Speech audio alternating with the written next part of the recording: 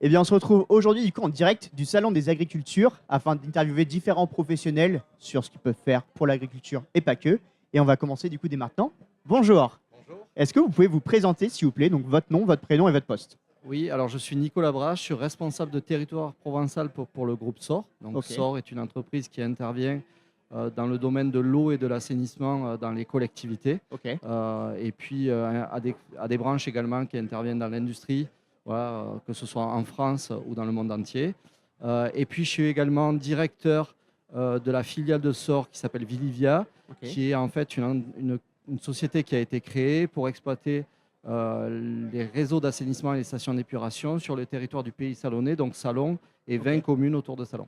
Alors qu'est-ce que Villia du coup vient faire ici justement sur le Salon des Agricultures de Provence? Alors, on est partenaire du réseau Amplitude Ok. puisqu'on a été labellisé, donc on est sur le stand du bus de l'emploi où on anime Ok. un petit stand sur la préservation de l'eau et la protection des milieux avec notre ambassadrice de l'eau qui est présente à côté et qui voilà, fait ses animations pour le jeune public, mais pas que, pour également les adultes.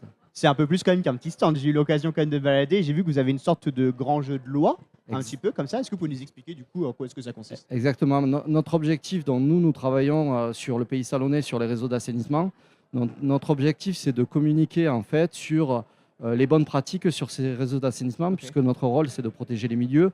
Mais pour ça, on a besoin de tout le monde, et notamment que les gens utilisent bien ces réseaux d'assainissement et ce qu'ils ont chez eux, les toilettes. Donc, le but de ce jeu de loi, c'est d'expliquer aux enfants ce qu'on ne peut pas jeter dans les toilettes, ce qu'il faut faire pour préserver les milieux.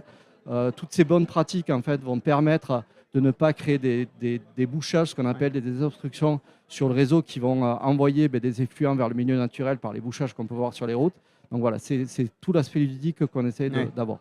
Vous avez dit du coup que les enfants ils peuvent participer. Est-ce que les grands enfants ils peuvent participer aussi? Alors là, tout à l'heure, il y avait un papy Ok. avec sa petite fille qui participait. Les deux semblaient se régaler. C'est Donc vrai. voilà, Ouais, c'est c'était super. Vous avez dit du coup vous aviez une ambassadrice de l'eau. Donc c'est vrai exact. comme du coup que le terme m'intrigue. Du coup ambassadrice de l'eau on en entend rarement. Est-ce que vous pouvez nous expliquer justement en quoi est-ce que ça consiste? Mais notre ambassadrice de l'eau, en fait, c'est une personne qui s'appelle Mallory Rochette, qui est là au quotidien, donc sur des salons pour faire ses animations, mais elle intervient en fait dans toutes les écoles et Ok. notamment dans les élémentaires du territoire du pays salonnais pour partager ses bonnes pratiques. Donc, elle va au niveau des classes pour expliquer le petit cycle de l'eau, donc la protection de la ressource au niveau de l'eau potable, Ok. comment on peut avoir des bonnes pratiques pour essayer de limiter nos prélèvements dans le milieu naturel. Et puis, ce que je disais, protéger les milieux avec la partie assainissement, donc sur ce petit cycle de l'eau. Et puis, elle élargit également son discours dans les écoles, puisqu'elle parle du grand cycle de l'eau, comment ce cycle de l'eau se fait dans la nature. Donc, l'objectif de Mallory, quand elle va dans ces écoles, c'est de repartir en ayant en fait autant d'ambassadeurs de l'eau qui vont aller dans les maisons pour dire au papa, aux Hmm. mamans, voilà ce qu'il ne faut pas faire, ce qu'il faut changer. Donc ça, c'est notre objectif qu'on porte avec cette personne-là. C'est bien justement du coup que les enfants du coup soient les vecteurs de ces messages-là. Comme ça du coup ça permet aussi du coup aux parents de se rendre compte que des fois il y a des mauvaises pratiques justement sur. C'est de corriger les mauvaises pratiques dans les habitations au travers du regard des enfants qui sont très récepteurs de ces choses-là. Hmm. Et au-delà du coup justement des mauvaises pratiques, est-ce qu'on peut parler des bonnes pratiques? Qu'est-ce qu'il y a de bien à faire chez nous? Qu'est-ce que moi du coup en rentrant je peux faire ce soir et dire à mes parents pour faire attention? Alors, si on parle de l'assainissement, qui Ouais. est le sujet, il y a deux sujets. Un, c'est de ne pas mettre n'importe quoi, notamment dans nos toilettes, puisque tout ça va vers les stations d'épuration. Donc, on parle, et ça, c'est le grand fléau aujourd'hui de notre métier, des lingettes. Ouais. Il ne faut surtout pas jeter ces choses-là, les lingettes, parce que ça va faire des obstructions sur le réseau et du coup des débordements dans le milieu naturel avant que ça arrive à la station d'épuration. Donc ça, c'est aujourd'hui un très très gros fléau pour nous, tous les professionnels de l'eau. Ne pas jeter les médicaments qui ne sont pas forcément traités par les stations d'épuration, donc les ramener dans les officines, les pharmacies comme c'est demandé. Et puis, il y a un autre sujet également, c'est ce qu'on appelle les eaux claires parasites. Ok. Donc, c'est de bien raccorder tout ce qui est pluvial au réseau pluvial et pas à l'assainissement. Parce qu'en cas de pluie, on a des débordements qui Ouais. se font du réseau d'assainissement et du coup, l'assainissement qui peut partir dans le milieu naturel parce que les gens font des mauvais raccordements. Donc, voilà les bonnes pratiques que chacun a à faire chez soi. Euh, Éviter de tout jeter dans l'évier aussi. Je sais que c'est quelque chose qui bah, arrive souvent du coup les gens qui débarrassent leur assiette dans c'est l'évier. ça, Et... c'est Ouais. ça. Et en fait, on parlait tout à l'heure sur le jeu de loi Ouais. de l'huile Ok. de friture. Ouais. En fait, Mallory montrait ce que ça faisait dans un réseau d'assainissement de l'huile jetée avec voilà, de la cristallisation de cette huile qui bouche les réseaux. Donc, effectivement, c'est tout ça. Donc, on a une communication sur ces sujets-là, effectivement. Pour peut-être du coup pour les jeunes qui nous écoutent, est-ce que Vivilia peut-être du coup recrute? Bien Quel sûr. type de poste est-ce qu'on recrute Oui. justement à Vivilia? On recrute beaucoup de postes de par notre développement et puis on recrute tout type de postes. On a d'ailleurs des affiches là dans le bus. Donc on recrute dans tous les métiers liés à l'eau, mais voilà, élargi parce que nous, nos métiers liés à l'eau, on va avoir des gens qui interviennent sur le réseau d'eau potable ou sur le réseau d'assainissement, des techniciens sur les stations d'épuration, mais on va avoir également des personnes de travaux publics qui vont faire les réparations sur ces réseaux-là. On va avoir des personnes qui sont sur des camions poids lourds pour hydrocurer les réseaux. Donc en fait, on a énormément de variétés de métiers dans notre entreprise. Donc on communique beaucoup sur ça. C'est pour ça aussi qu'on fait beaucoup de forums de l'emploi. Et puis on intervient, l'ambassadrice de l'eau également intervient dans des écoles, plutôt dans des collèges, pour aller montrer ces métiers-là. On est intervenu sur un IUT également pour pouvoir montrer ces métiers-là. Donc porter toujours le message de la protection de l'environnement, mais également faire découvrir ces métiers qu'on ne connaît pas forcément. C'est des métiers qui sont pas forcément mis en lumière, donc c'est bien justement du coup d'aller faire une piqûre Et on de rappel. a également pour communiquer sur ces métiers, on utilise l'image de nos équipes. Donc on a fait des vidéos métiers qui sont publiées sur notre réseau LinkedIn et qui permet de montrer dans chaque filière de nos métiers le personnel qui parle de son métier, qui explique quel est son métier au quotidien. Ok, très bien. Eh bien, écoutez, est-ce qu'il y a des points peut-être du coup qu'on n'a pas abordés? Vous en avez parlé? Écoutez, non, on a fait le tour. C'est qu'on a bien fait notre Protégeant job, alors. l'environnement. Merci beaucoup.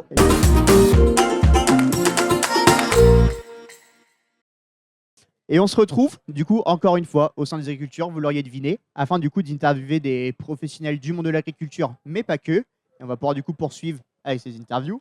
Bonjour, est-ce que vous pouvez vous présenter, s'il vous plaît, donc votre nom, votre prénom et votre poste? Bonjour, je suis Nicolas Connard, directeur France Travail Bouches-du-Rhône. Est-ce que vous pouvez nous expliquer qu'est-ce que France Travail vient faire ici, du coup, sur le Salon des agricultures de Provence? Écoutez, l'émission de France Travail, c'est de faire le lien entre l'offre d'emploi et la demande d'emploi. Donc nous avons notre place tout naturellement aux côtés de la mission locale, aux côtés du département, pour inviter des chercheurs d'emploi, tout âge, pour faire le lien avec les offres d'emploi de l'agriculture. Et donc on profite de ce bel événement pour donner à voir les métiers de l'agriculture. C'est vrai que ça fait nous aussi du coup 3 ans maintenant du coup qu'on vient et justement qu'on demande à France Travail un petit peu. Vous, de quelle façon les actions portées par France Travail contribuent-elles à favoriser le rapprochement entre l'offre et la demande d'emploi dans justement le monde agricole? Je dirais que pour commencer, la première chose à faire, c'est de faire connaître les métiers agricoles, parce que tout le monde ne les connaît pas, même si sur ce territoire-là, à Salonnais, on a finalement tous les métiers. On a de la chance sur le territoire salonnais parce qu'il y a de l'agriculture, mais pas que, il y a plein de métiers différents. Et donc notre première mission, c'est de faire connaître les métiers. Et ensuite, c'est d'inviter les gens à venir. Donc c'est ce qui s'est passé aujourd'hui. Donc on a profité de cet événement et aujourd'hui il va y avoir pas mal de visites. Je pense. Et donc on va accueillir les gens, on va les orienter vers les offres d'emploi, leur parler des métiers, les orienter vers les différents stands avec la mission locale et avec le département. C'est que là j'ai la chance comme du coup d'avoir vraiment un visu du coup sur ce qui se passe à l'extérieur. C'est beaucoup de scolaires aujourd'hui, des petits et des moins petits, on va dire. Et ça du coup que peut-être le but c'est de planter une graine dans leur tête justement qui pourra germer et qui pourra leur donner envie de devenir de faire des métiers du coup liés à l'agriculture.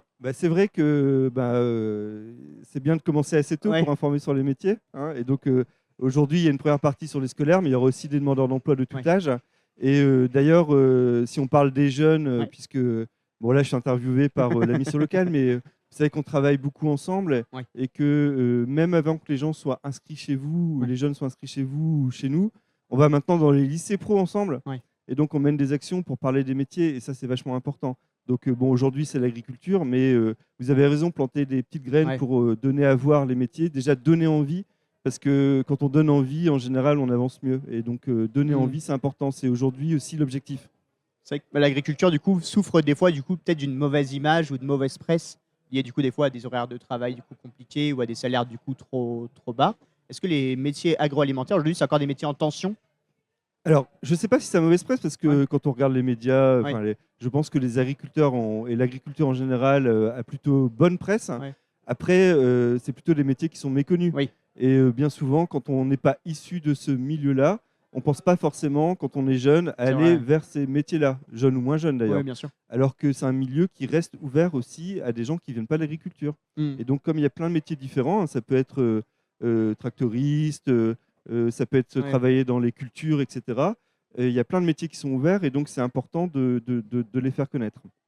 Bah vous, alors tiens, on va essayer de faire un petit jeu du coup. C'était pas prévu, mais est-ce que vous pensez qu'on peut citer 5 métiers, peut-être du coup, qui sont disponibles ici du coup sur le salon des agricultures? Bah, il va y avoir les métiers autour de l'élevage déjà. Donc rien que dans l'élevage, vous allez avoir. Là tout à l'heure, je suis passé. Il y a les gens qui tondent les moutons. D'ailleurs, on a une école des bergers à Salon-de-Provence. Oui, c'est unique. Hein, des gens qui viennent de la France entière pour se former comme bergers. Donc là, c'est un métier voilà, qui n'est pas courant et pour autant, il y a des bergers qui sont recrutés. Donc on forme, la région finance des formations, nous on finance des formations pour devenir berger. Après, il y a des métiers qui sont liés à la mécanique agricole. Donc quand on passe dans les stands ici, on voit qu'il y a des tracteurs, il y a des tondeuses, il y a des tracteurs qui sont réservés aux professionnels, d'autres aux particuliers. Donc dans les métiers de la mécanique, il y a plein de métiers et ça a trait à l'agriculture. Et vous avez parlé de l'agroalimentaire. On est aussi un territoire où on a de l'industrie agroalimentaire, fabrication d'aliments, etc. C'est une région qui est riche là-dedans. Et donc, on a plein de métiers. Ça peut être opérateur de fabrication. Donc, plein de métiers disponibles dans le secteur agroalimentaire et agriculture. Ça, du coup, un petit peu de chauvinisme, mais on peut dire quand même, du coup, que le salon est quand même important là-dedans. Déjà, rien que dans la transhumance. Ça, du coup, que justement, on parlait des bergers, etc. Du coup, il y a quand même vraiment tout un travail autour de la transhumance et autour de l'agriculture ici. À Salon-de-Provence et tout autour du territoire, oui. Quand le samedi matin ou le dimanche matin, il y a des milliers de personnes qui se déplacent à Salon-de-Provence pour aller assister à la fête annuelle de la transhumance. Bah oui, ça marque aussi les esprits. Hein, et donc, on voit les éleveurs débarquer avec leurs moutons. Et donc, je pense qu'il y a pas mal de petites vocations qui naissent à travers ces exemples-là. Très bien. Et est-ce qu'il y a des points peut-être du coup qu'on n'a pas abordés, que vous souhaiteriez aborder? Écoutez, aujourd'hui, ce qui est intéressant, c'est qu'on invite des gens à venir. On va réaliser des opérations de détection de potentiel. Hein, parce que l'idée, c'est que les gens pourraient avoir l'impression qu'il faut forcément avoir une formation avant d'arriver. Mais non, on peut se former dans les métiers de l'agriculture et de l'agroalimentaire. On peut détecter des potentiels. On va faire aussi des jeux. J'ai vu qu'il y avait un jeu qui était ouvert, un jeu de loi. Là, et c'est vrai que le côté ludique est intéressant. Ça revient beaucoup, Ce que je voudrais dire, c'est voilà, il faut faire connaître, il faut donner envie, il faut faire le lien avec les entreprises, il faut promouvoir aussi l'immersion, parce que le meilleur moyen de découvrir les métiers, c'est de tester et de rentrer dans une entreprise. Donc voilà, ça va être une journée réussie. Puis en plus, il fait beau. Il fait beau, on en profite. Donc on va passer un bon moment aujourd'hui. J'en suis sûr. Merci beaucoup. Merci à vous.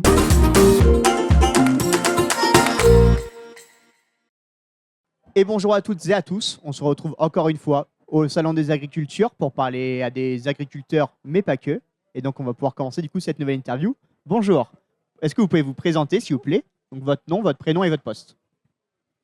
Alors, je suis Florence Baird, donc je suis directrice régionale d'Ocapiat, qui est un OPCO, un opérateur de compétences sur les secteurs de la production agricole, de l'agroalimentaire, de la coopération agricole et de la pêche.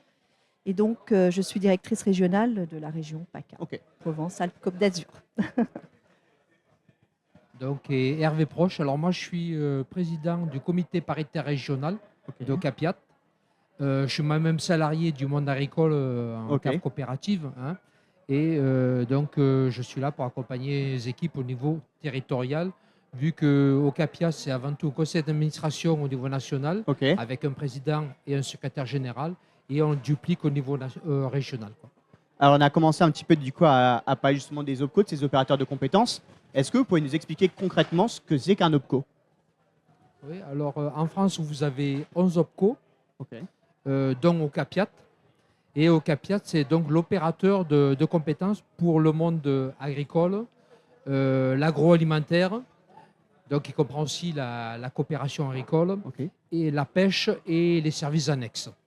Hein, pour plus large. Donc ça comprend à peu près 180 000 entreprises sur l'ensemble du territoire, dont, comment dirais-je, 16 000 sur rien qu'en PACA. Je ne pensais pas que c'était autant. Comment? Je ne pensais pas que c'était autant justement du coup d'entreprises. Disons que c'est vrai que si vous regardez, si vous connaissez un peu notre région, c'est vrai que vous avez beaucoup d'agriculture, hein, beaucoup d'agroalimentaire, même si on n'en parle pas beaucoup. Et nous avons quand même de la pêche. Oui. C'est moins connu, Oui, c'est vrai. mais si vous avez sur les bords de la Méditerranée, il y a quand même pas mal de pêche. De pêche, etc. Ouais. Et plus ouais, tous les métiers annexes, comme ce qui est chambre d'agriculture, MSA, les MFR. MSA, c'est Mutualité sociale agricole. okay. Donc, c'est la sécurité sociale du monde agricole. Ok, j'aurais jamais trouvé. Oui, excusez-moi. Il n'y a pas de souci. Vous vouliez rajouter quelque chose? Non, je voulais juste rajouter qu'effectivement, on a la particularité d'avoir beaucoup d'entreprises dans ce champ-là, qui sont des petites entreprises, des TPE, PME, puisqu'en fait, 98% des entreprises dans notre secteur, dans les 3 secteurs d'activité, sont des entreprises de moins de 50. Et on a parallèlement, puisqu'on a les industries agroalimentaires, de très grosses entreprises qui ont beaucoup de salariés. Ouais. C'est un petit pourcentage, mais par contre, en nombre de salariés, ça représente beaucoup. Je sais pas et donc des métiers très divers, c'est vrai forcément. Il y a des métiers du coup auxquels on pense entre guillemets jamais, peut-être parce qu'ils sont méconnus justement du coup du public. Tout à fait, ça fait partie des missions de l'OPCO. Okay. Alors voilà, on devait donc effectivement parler de nos missions, c'est accompagner nos entreprises déjà sur faire connaître les entreprises, leur métier, leurs besoins comment dirais-je, en personnel. Mais c'est aussi donc faire la promotion avec les partenaires sociaux, avec tout. Vous voyez, on participe sur les salons et autres. Mais c'est aussi les accompagner sur les sujets de formation, de montée en compétences, le recrutement. Voilà, c'est tout ce panel-là qui nous occupe tout au long de l'année. Je suppose du coup que ce n'est pas la première fois qu'Ocapiat du coup vient au salon des agricultures. Est-ce que vous pouvez nous expliquer, vous, du coup, qu'est-ce que vous venez faire justement sur ce salon des agricultures? Alors, ce n'est pas la première fois et on est présent sur beaucoup de salons, forums, justement pour parler des métiers de secteur d'activité, de l'agriculture, parce que ce sont des métiers qui sont très riches. Les entreprises recrutent, ont du mal à recruter. Et parfois, effectivement, c'est des métiers qui ont mauvaise presse, on va dire. Il y a des clichés qui circulent, alors que ce sont des métiers qui sont en constante évolution et c'est encore plus vrai aujourd'hui.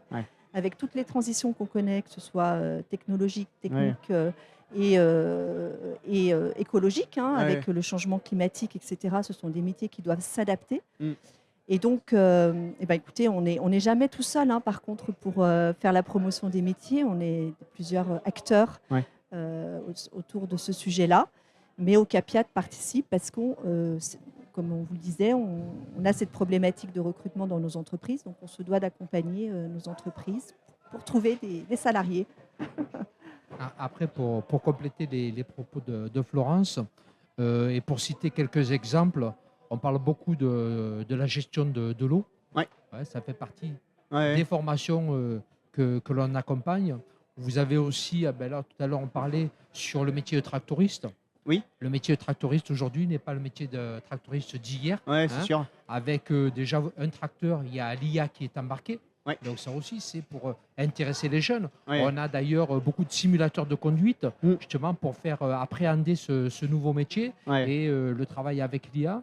Mais vous avez tout ce qui est les produits de certif, les certifs phyto, c'est-à-dire qu'aujourd'hui, pour passer des produits dans les cultures, vous avez l'obligation d'avoir une certification. Vous voyez, c'est tout cet accompagnement-là qui n'existait pas avant et qui est présent aujourd'hui. C'est vrai quand même, du coup, que les métiers évoluent. Comme vous disiez, en plus, du coup, il y a peut-être une prise de conscience du coup, de la jeunesse, justement, de tous les enjeux liés à l'écologie. Justement, du coup, c'est peut-être bien de revoir du coup, les métiers.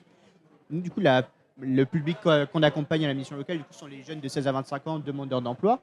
Vous, qu'est-ce que vous diriez à un jeune, justement, peut-être du coup, qui hésite à rentrer du coup, dans cette filière agricole? Alors, nous, ce qu'on souhaiterait, c'est effectivement parce qu'on a des jeunes quand même qui sont intéressés, des jeunes ou des moins jeunes. D'ailleurs, quand on fait des salons, on participe au salon, on a tout type de public.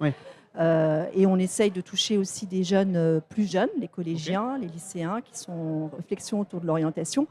Mais ce qui est important pour nous, c'est qu'effectivement, il y a une découverte des métiers. Donc, c'est pour ça qu'on a des partenariats aussi très proches avec France Travail, avec les missions locales. Et à travers des dispositifs qui gèrent comme l'immersion professionnelle, c'est vraiment de faire découvrir nos métiers dans l'action. Donc on peut en parler, on peut effectivement démystifier un petit peu les a priori qu'il y a sur ces métiers-là. Mais nous, l'intérêt, c'est qu'on puisse identifier des entreprises qui peuvent accueillir et permettent de valider les choix d'orientation des jeunes ou des moins jeunes. Ouais. Et après, nous, on fait la promotion de l'alternance, et notamment de l'apprentissage, puisqu'on considère que c'est vraiment une voie de formation, une voie d'excellence qui permet vraiment à la fois de se former et puis de pratiquer, donc, et qui permet aussi aux candidats d'avoir un contrat de travail. Et ça, c'est important parce qu'en fait, ça permet de se projeter aussi à long terme sur l'emploi et sur le... Enfin, ça permet vraiment du coup de gagner sa vie, de se former et voilà, d'avoir une perspective plus longue en fait en termes d'emploi, d'insertion durable. Moi, du coup, je suis issu de l'apprentissage. Et voilà. c'est vrai, et c'est vrai que du coup que c'est un message à faire passer. Du coup, c'est que si on peut se former justement en même temps que la découverte de métier, ça permet quand même du coup d'allier la partie théorique avec la partie pratique. C'est ça. Et on se rend compte du coup que des fois le métier qu'on nous enseigne entre guillemets à l'école, ça va pas forcément être le même que le métier qu'on découvre sur le terrain. Donc on essaye aussi. Mais autrement, oui. C'est vrai que aujourd'hui, beaucoup de métiers souffrent d'une mauvaise image. Parce que les gens parlent et ils s'imaginent que les métiers sont restés comme ils étaient précédemment. Alors que non, il y a des évolutions. Et c'est pour ça qu'il est vraiment important de faire cette découverte des métiers au préalable. Ça évite déjà de vérifier si ce qu'on pense d'un métier, c'est exact ou pas à l'heure d'aujourd'hui. S'apercevoir qu'il y a d'autres métiers aussi. Oui, bien sûr. Et si on souhaite s'engager sur cette voie, sur ces métiers-là, ça permet aussi d'éviter de se tromper et d'avoir une rupture aussi en cours de contrat d'apprentissage. Donc, c'est vraiment gagnant-gagnant pour tout le monde parce que le jeune qui va aller sur un métier dont il imaginait potentiellement ce qu'on lui avait raconté et que ça pouvait lui plaire, s'il se trompe, il va perdre du temps, il va être déçu, il va donner une mauvaise image lui aussi du métier. Bien sûr. L'entreprise qui a reçu ce jeune, c'est un engagement aussi, c'est du temps, c'est de l'énergie, de ça. Donc du coup, potentiellement, il va être déçu aussi parce qu'il s'est engagé sur quelque chose qui n'aboutit pas. Et du coup, il aura beaucoup plus de mal après aussi à recevoir d'autres jeunes. Pour nous, OPCO, c'est pareil. Qui finançons, qui accompagnons, il faut monter le dossier, il faut le financer. En fait, c'est aussi du travail. Donc, c'est vraiment du gagnant-gagnant. Et moi, je sais que je travaille depuis très longtemps à faire en sorte de promouvoir ces périodes d'immersion dans l'entreprise afin de pouvoir justement ne pas se tromper et tous aller, une fois que c'est décidé, d'y aller à fond et sans se tromper encore une fois. Très bien. Pour conclure, du coup, je vous propose un petit jeu. On a préparé du coup un vrai ou faux avec des questions justement du coup un petit peu liées à l'agriculture provençale, etc. Et du coup, c'est Galad qui va participer, du coup, qui va vous poser des questions. On va jouer ensemble et on va essayer du coup de trouver si la réponse est vraie ou si la réponse est fausse. On a droit à un appel à un ami. On a le droit à un appel à un ami en fonction, Galad, tu nous dis quand c'est bon et on est parti. Que l'ordinateur s'allume. Ah oui. Ça va être des questions peut-être du coup des fois sur la culture, justement peut-être des fois la culture de la lavande, parce qu'on sait du coup qu'on en a pas mal du coup dans la région. Ça va être des questions aussi liées à l'agroalimentaire. Donc voilà, donc il y a 5 petites questions. Mais bon, il n'y a pas de questions pièges.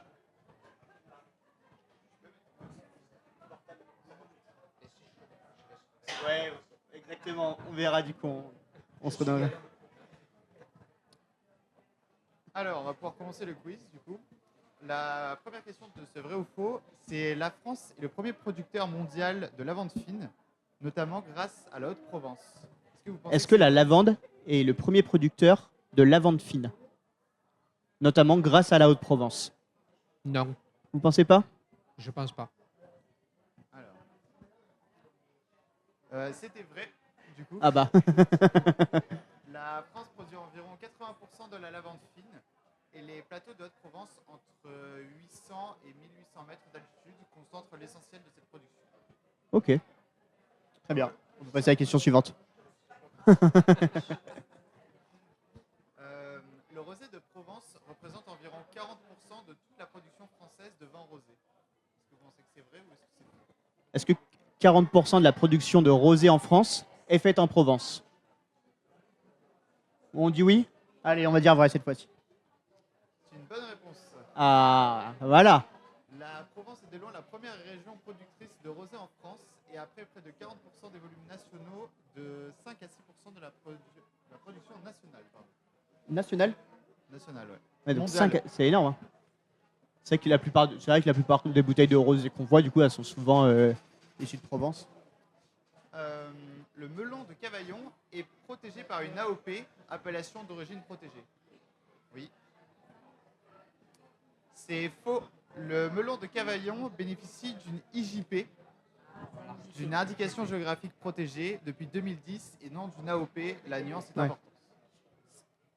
C'est quoi exactement du coup la différence entre AOP et IGP? Vous savez, non?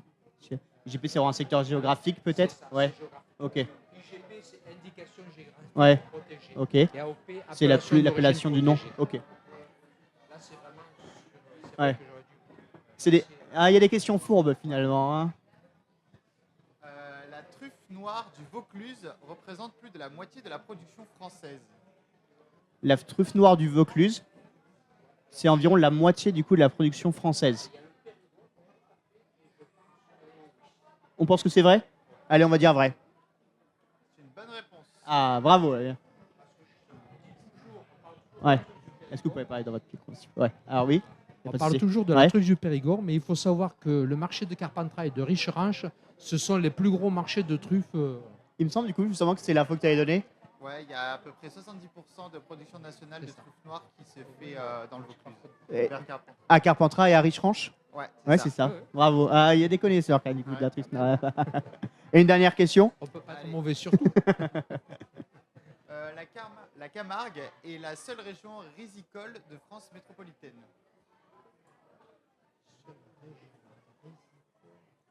La Camargue. Ouais. Est-ce que c'est Moi j'aurais dit vrai. Moi non plus. Moi non plus, mais je me méfie. Allez, on dira oui. Allez, on va dire vrai. C'est une bonne réponse. Ah.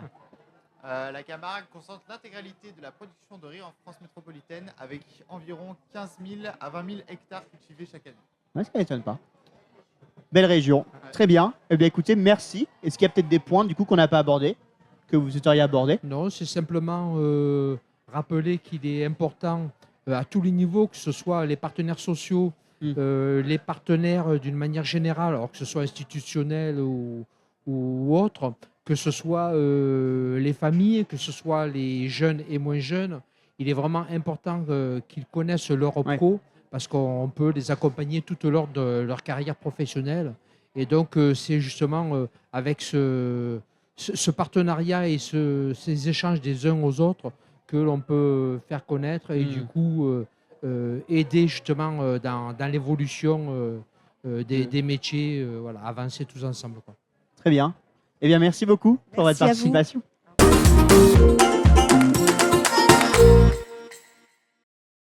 Et bonjour à toutes et à tous. On se retrouve du coup aujourd'hui en direct du Salon des Agricultures afin du coup d'interviewer des professionnels du monde agricole, mais pas que. Et nous recevons du coup sur notre plateau une nouvelle invitée. Bonjour. Est-ce que vous pouvez vous présenter, s'il vous plaît? Bonjour.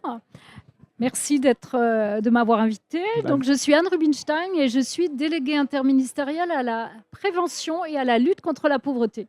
Waouh, ça fait beaucoup de mots. En quoi est-ce que ça consiste du coup? Qu'est-ce que c'est vos missions et vos objectifs?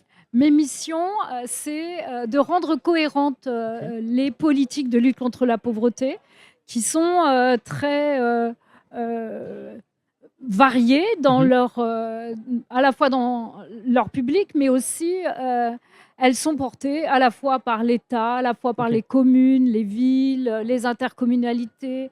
Elles sont aussi par les départements, bien sûr, et puis par plein de services de l'État différents. Et il faut mettre un peu de cohérence dans tout ça pour que d'abord ceux qui en ont besoin identifient bien, et puis pour qu'on soit meilleur pour lutter contre la pauvreté. Et puis mon rôle, c'est aussi de faire des préconisations au gouvernement en matière de lutte contre la pauvreté. Ok. Donc justement, là, on le disait, on est en direct du Salon des Agricultures de Provence, en direct du domaine du Merle, justement, à Centre-Provence. Vous, du coup, pourquoi est-ce que vous portez un engagement sur la pauvreté et plus particulièrement peut-être du coup sur le secteur agricole? Alors pourquoi sur la pauvreté? Parce que pour moi, c'est absolument incroyable que dans un pays comme le nôtre, qui a un système de protection sociale très fort, le monde entier envie la France pour ça, qu'on ait à peu près un quart de la population en situation de pauvreté. Je trouve ça à la fois effarant et quelque part, je pense qu'on a tous une responsabilité. Donc j'ai abordé ce sujet un peu à bras-le-corps à cause de ça, parce que je pense que c'est un peu contradictoire avec le contrat social, avec la promesse de la République, et puis que tout ça a des incidences extrêmement graves, à la fois sur la façon dont la société aujourd'hui est très fractionnée, le sentiment d'abandon qu'ont nos concitoyens, qui pensent qu'on ne fait rien pour eux. Et puis, quelque part, ça a des conséquences économiques, ça a des conséquences démocratiques, électorales. Bref, je pense que c'est un sujet extrêmement important, y compris dans la confiance que peuvent avoir les jeunes. Je m'adresse à des jeunes. Imaginez que dans un pays comme la France, pendant la pauvreté se reproduit jusqu'à 6 générations. C'est quand même un espèce de fardeau et de boulet qu'on a quasiment dès sa naissance. Et pour moi, c'est insupportable. Donc, je me suis engagée là-dessus. Et alors, pourquoi en milieu rural ? Parce que pour moi, c'était un angle mort, en fait, des politiques publiques. On a, évidemment, c'est là où il y a le plus de concentration de pauvreté, c'est dans les quartiers populaires, quartiers politiques de la ville, dans les centres urbains. Mais la misère rurale, elle existe. Elle est solitaire, elle est souvent cachée, elle est mal documentée par la puissance publique. Et pourtant, elle existe. Et là aussi, elle freine les ambitions pour les jeunes. Pardon, excusez-moi. Elle est... elle a beaucoup moins d'outils à sa disposition. On va parler justement du coup qu'il y avait un pacte de solidarité qui est en élaboration en Provence. Est-ce que vous pouvez nous en parler, s'il vous plaît ? Le pacte des solidarités, c'est une nouvelle façon de finalement envisager une politique publique. On a l'habitude de distribuer des politiques publiques qui s'adressent à tout le monde un peu de la même façon. Et il faut ça. C'est aussi ça qui fait l'égalité de tous les citoyens. Voilà. Mais en même temps, il faut aussi s'adapter à des particularités locales. Ce n'est pas la même chose de traiter la pauvreté si elle s'adresse à des jeunes qui sont dans un quartier politique de la ville, qui ne travaillent pas. Et donc, on a des réponses à apporter qui ne sont pas les mêmes qu'en milieu rural. Et ce n'est pas les mêmes pour les jeunes que pour les personnes âgées, pour les femmes en situation de monoparentalité. Donc, il faut quelque part, moi j'ai coutume de dire qu'il faut faire de la dentelle. Et il faut s'adapter au territoire, à ses ressources, à ses acteurs. Et il faut aussi leur faire confiance. Moi, je suis toujours frappée de voir à quel point on est dans un pays qui dit qu'il ne va pas bien, qui est quelque part en panne d'avenir aussi, qui parfois exprime une volonté d'aller, y compris vers des impasses politiques, et qui, à côté de ça, partout où je me déplace dans des territoires, il se passe des choses formidables avec des acteurs qui, de façon lucide, posent un diagnostic, se retroussent les manches et puis se mettent ensemble. Alors qu'au départ, hier, j'étais à Dijon avec des entreprises. Une entreprise, elle n'est pas là pour réparer la pauvreté. Elle est là pour créer de la richesse. Et pourtant, tous ces entrepreneurs se sont mis ensemble pour essayer de prendre à bras-le-corps la situation des travailleurs pauvres. Ici, c'était la même chose. Il y avait des acteurs qui se disaient, bon, on est dans une zone rurale, on fait appel à des saisonniers, on a chacun un petit bout de la réponse, les uns sur le logement, les autres sur la mobilité, les autres sur l'accompagnement social. On doit pouvoir, au lieu de chacun être dans nos compartiments et jamais se parler, on doit être plus efficace et on le saura plus si on est ensemble. Parce que, en fait, la pauvreté, c'est quelque chose de très particulier. Il faut que vous répondiez de façon simultanée à toutes les questions qui se posent dans la vie quotidienne. C'est pas la peine de vous parler d'accès à l'emploi si vous ne savez pas que vous allez dormir le soir ou si vous ne savez pas quand vous allez nourrir vos enfants. Donc, en fait, il faut que toutes ces réponses, elles soient organisées, cohérentes et qu'elles agissent en même temps sur la personne. Et du coup, ça nous contraint, mais en plus, c'est plutôt satisfaisant de travailler en partenariat. Ça nous contraint à travailler avec des acteurs qui d'habitude ne se voient pas ça permet de voir du coup les bonnes idées que le voisin fait à côté, justement, et de se dire pourquoi est-ce que je ne pourrais pas l'apporter à mon public. Exactement. Très bien. Et puis en se disant que Ouais. la priorité dans un territoire, c'est pas forcément la même que dans un autre, Bien sûr. et que c'est pas là où il faut porter la même attention, Hmm. parce qu'il y a des urgences, parce qu'il y a aussi des ressources, et on peut aussi mutualiser Hmm. des choses. Très bien, merci beaucoup.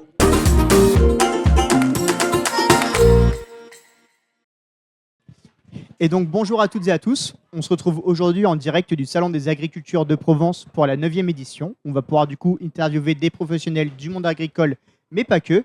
Et on se retrouve du coup maintenant avec un nouvel invité. Bonjour. Comment allez-vous ? Bonjour. Est-ce que vous pouvez vous présenter s'il vous plaît ? Alors, je suis Lucien Limousin, vice-président du conseil départemental des Bouches-du-Rhône et en charge de l'agriculture. Vous êtes du coup maintenant un habitué de ce format. Ça fait- Oui, parce que depuis, c'est Ça la fait- 9e édition, Oh, mais je- j'ai contribué à l'organisation des 9 éditions. Donc, effectivement, je suis un habitué de ce salon. Et encore plus du coup un habitué justement de ce format d'interview. Ça va Et- faire du coup maintenant plusieurs années de suite Et qu'on de se venir rencontre. vous rendre visite, effectivement, et Effectivement. c'est toujours un plaisir pour moi. Et ben merci aussi justement du coup de venir répondre à nos questions. On a pour habitude justement de demander qu'est-ce que les personnes viennent faire ici sur le Salon des Agricultures. Est-ce que vous pouvez nous expliquer ce que vous, Monsieur Limousin, du coup venez trouver ici ? Alors, je crois que le succès que remporte ce salon répond entièrement à votre question, puisque la 8e édition a vu 67 000 visiteurs. Et que donc aujourd'hui, c'est un rendez-vous finalement qui est devenu incontournable et qui permet de raccourcir et voire d'améliorer la relation entre le consommateur et le producteur. Donc aujourd'hui, nous avons ici 200 exposants à peu près. Nous allons avoir donc des milliers de visiteurs et tous les producteurs qui sont sur le salon, je rappelle que ce salon est entièrement gratuit pour le visiteur puisqu'il n'y a pas de prix d'entrée, il n'y a pas de droit de stationnement, il y a un millier de places qui sont offertes. Et donc, la famille qui viendra et qui vient d'ores et déjà, on voit le monde qu'il y a aujourd'hui dès le premier jour, eh bien, on s'imagine du succès qu'il y aura jusqu'à quand on fera les comptes dimanche soir. Mais si une famille vient avec quelques euros dans la poche, ces euros seront dépensés en direct avec le producteur. Et donc, on pourra faire en sorte que celui qui dépensera ces euros aura aussi des produits de qualité qui seront mis à sa disposition. Donc tout cela rentre dans ce qu'on appelle le projet alimentaire territorial, ça rentre dans la politique que mène le conseil départemental à l'initiative de sa présidente Martine Vassal et que je me plais à mettre en exécution dans le cadre de cette délégation. Et je voudrais vous dire d'ailleurs que sur le plan départemental, le conseil départemental est le premier département de France à consacrer une somme aussi importante. Cette année, c'est plus de 8 millions d'euros au soutien de l'agriculture de son département. Ouais, c'est important justement du coup pour le territoire de la Provence, qui est des fois justement du coup un territoire où il y a des enjeux agricoles du coup un petit peu. Est-ce que vous pourriez nous en parler ? Il y a effectivement des enjeux énormes. C'est d'abord de satisfaire l'agriculteur et de faire en sorte que l'on puisse l'aider pour son revenu. Et puis, il y a le souci de faire en sorte que le produit soit un produit de qualité. Et nous avons suffisamment de critiques, d'agribashing, pour que nous puissions soutenir nos agriculteurs et dire que les produits sont de qualité. Donc l'enjeu aussi, c'est de dire que le produit est de qualité et de mettre en évidence les circuits courts, ce qui est la destination première de ce salon. Mais nous avons d'autres objectifs. Nous avons la volonté de participer et de mettre en œuvre le schéma départemental d'hydraulique agricole. Et l'eau, aujourd'hui, c'est une denrée très rare pour la population en général, mais pour l'agriculture en particulier. C'est une agriculture sans eau, c'est une agriculture qui va mourir. Donc nous avons besoin de mettre en place ce schéma départemental et le département consacre pas mal d'argent à ce dispositif. Nous avons le souci aussi de la transmission de l'entreprise agricole. Nous avons aujourd'hui pas mal d'exploitations qui vont être disponibles à la reprise et sans héritier. Et donc nous aidons aussi ceux qui veulent s'investir en agriculture en dehors du contexte familial. Donc vous voyez, on a vraiment des objectifs qui sont très très importants pour soutenir l'agriculture du département. Et nous avons aussi le soutien des jeunes agriculteurs avec la dotation jeune agriculteur qui, elle, est imposée et que nous avons portée jusqu'à 10 000 euros pour que nous puissions avoir des jeunes agriculteurs qui aient des moyens d'investir sur leur propriété. Et nous accompagnons aussi les nouveaux agriculteurs qui s'installent sur une durée de 5 ans pour les aider aussi dans leurs investissements. Voilà. Donc nous avons toute une série, et j'en aurai d'autres à vous énumérer, mais j'ai donné les axes principaux qui font la force de ce salon aujourd'hui. Moi, j'ai une autre question. Justement, on parlait du circuit court entre le consommateur et le producteur. Et on disait justement aussi qu'il y a peut-être allait avoir des entreprises du coup, qui allaient avoir du mal à retrouver du coup, des repreneurs. Est-ce que c'est aussi un endroit où les offres et la demande de travail sont aussi du coup, possibles? Est-ce qu'il y a des personnes du coup, qui viennent peut-être chercher du travail ici au sein des agricultures? Alors, nous avons quand même une action très particulière aujourd'hui qui est destinée à mettre en évidence les professions de l'agriculture, c'est d'accueillir les écoles. Et vous savez, le meilleur vecteur pour faire passer les informations, c'est souvent les enfants. Et donc, aujourd'hui, en accueillant les enfants et en leur montrant toutes les professions que représente le monde agricole, eh bien, c'est déjà un vecteur important pour faire connaître les différentes professions du monde agricole. Mais après, nous sommes en contact avec différentes associations qui soutiennent les reprises aussi d'exploitation. Nous venons de quitter le stand de l'ADR. Nous avons d'autres associations qui interviennent pour justement la transmission. Mais il y a effectivement un besoin mais énorme de faire connaître les différentes professions de l'agriculture que l'on peut trouver dans l'agriculture. Et ce salon, je le redis, moi je trouve ça très important d'accueillir 1 millier d'élèves aujourd'hui sur le salon est quand même une opération de communication qui est particulièrement intéressante. J'ai quelques petites dernières questions. Du coup, est-ce que le salon toujours été comme ça, ou est-ce que du coup vous l'avez vu évoluer du coup au fur et à mesure des années? Le salon évolue tous les ans et on a chaque année notamment le trophée de l'innovation, ce qui permet justement à des agriculteurs, à des sociétés de venir nous présenter des projets qui permettent de faire évoluer la profession. Mais au-delà de cela, je crois qu'il faut faire attention, et ça a été dit, je ne sais plus où ce matin, mais il faut faire attention de ne pas faire confiance entièrement à l'IA, à l'intelligence artificielle, et croire en l'homme, et de faire en sorte que nous ayons justement toute une série d'innovations qui nous viennent de l'homme. Mais oui, le salon, en 9 fois, a évolué. Et cette année, nous avons pour la première fois le cheval de Camargue qui est là.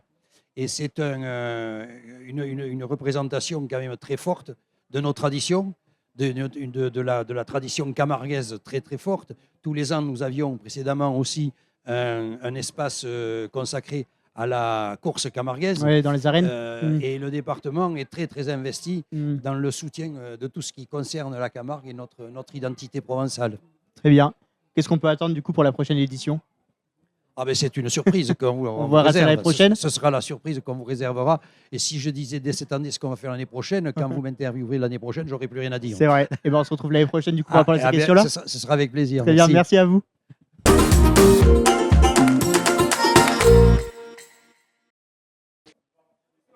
Et bonjour, donc on est aujourd'hui en direct du Salon des Agricultures de Provence, afin du coup d'interviewer des professionnels du monde agricole, mais pas que. Et je l'ai attendu longtemps, mais on a enfin du coup une interview un petit peu spéciale avec des invités un petit peu spéciaux. Bonjour. Bonjour. Vous pouvez vous présenter, s'il vous plaît. Bonjour, moi c'est Axel Girard et mon mari Nathan Girard de la ferme du Mistral à Salon de Provence. Donc nous sommes une ferme pédagogique et élevage. Donc nous élevons des brebis, des poneys Shetland et des chiens bergers australiens qui travaillent au troupeau. Est-ce que vous pouvez nous présenter du coup également peut-être l'autre invité? Donc ici nous avons Blue Steel de Cabu qui est notre étalon phare Shetland qui fait toutes nos petites bêtises et toutes nos petites animations avec nous. Voilà, il passe partout, il est adorable, il a fait le salon des agricultures de Paris, etc. Okay, c'est une star. Donc voilà, il tourne beaucoup. Est-ce que vous pouvez nous expliquer, vous, du coup, qu'est-ce que vous venez faire ici au Salon des Agricultures de Provence? Alors nous, on est venu avec nos animations, nos animaux pour faire la ferme d'animation. Ok. On accueille du coup toutes les écoles, les ATSEM et du coup tout le public pour le samedi et le dimanche. Et on leur propose du coup de venir en immersion dans notre ferme pour faire des animations pédagogiques comme l'initiation à la traite d'une chèvre, Ok. rentrer directement dans le parc des chèvres et des brebis en parc tactile, donc qu'ils puissent caresser directement nos chèvres et nos brebis. Et ensuite, nous avons des panneaux pédagogiques où on fait de la pédagogie agricole sur ce que nos animaux produisent, sur ce qu'ils mangent, sur tout ce qu'on peut présenter sur l'élevage en général. Et nous, on est vraiment une vitrine de l'agriculture locale. Ok. Donc, qu'est-ce que c'est un petit peu du coup vos missions tout au long de l'année? Alors nous, au long de l'année, en fait, on va se déplacer sur les maisons de retraite, sur les différentes festivités, fêtes du terroir, fêtes de l'agriculture, transhumance, marché de Noël, etc. On va faire de l'animation du coup comme on fait aujourd'hui sur le domaine du merle. Et à côté de ça, on a la partie élevage où on va élever nos brebis, nos poneys Shetland et nos bergers australiens. Combien est-ce que vous avez du coup d'animaux aujourd'hui du coup sur la ferme? On va juste faire une pause. Ouais.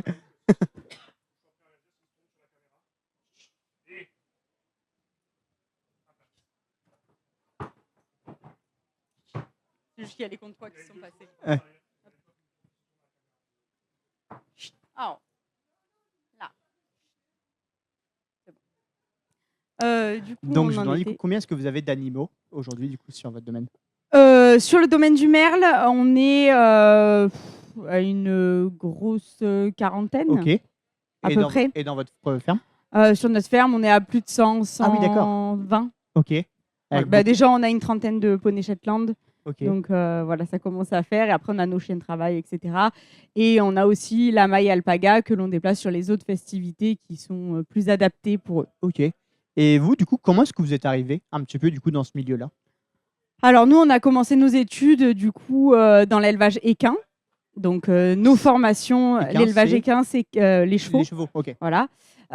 Et en fait, quand on a commencé à travailler donc, pour des écuries, etc., on s'est rendu compte qu'on était fait pour travailler à notre compte. Ok. Donc, on a voulu commencer avec du spectacle équestre. Donc, on a commencé avec du spectacle avec nos chevaux et du spectacle avec du feu. Ok. Et ensuite, on a développé la ferme pédagogique car on voulait vraiment apprendre aux enfants ce que c'était la réalité du monde agricole. Et vous disiez justement du coup que vous vous déplaciez du coup dans les écoles, dans les EHPAD ou autres. Et si par exemple ma famille et moi du coup on a envie de découvrir un petit peu ce secteur, est-ce qu'on peut venir à votre rencontre sur votre site? Alors actuellement non, mais d'ici peu nous devrions ouvrir une ferme fixe et accueillir du coup le public. Mais du coup on n'en dira pas plus. On en dira plus d'ici quelques mois sur nos réseaux sociaux, la ferme du Mistral. Très bien. Et bien écoutez, on passera à faire un tour du coup sur les réseaux sociaux afin de voir tout ça. Avec plaisir. Je vous remercie. Merci. Merci beaucoup. Merci.